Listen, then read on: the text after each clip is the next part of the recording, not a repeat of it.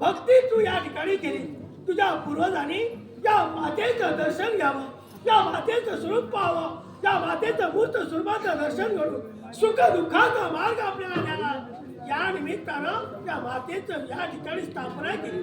पण आज मूर्त स्वरूपाचं दर्शन मी तुला दिलंय. निश्चिंत राहा. त्या राजाच्या ठिकाणी जसं तुझं राज्य होतं त्याप्रमाणे जनतेला योग्य तो न्याय दे. त्या शासनावर बसून जनतेची सेवा कर. आहे माझा शिव, आहे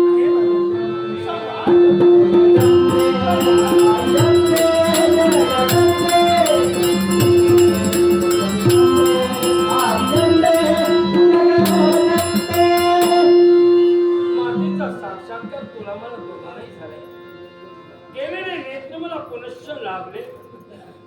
या देवीचा आशीर्वाद तो आहे, पण माझ्या जनतेचा आशीर्वाद त्या माझ्या प्रसादाचा त्याग करून आपण एकांत वासात इथपर्यंत आलो.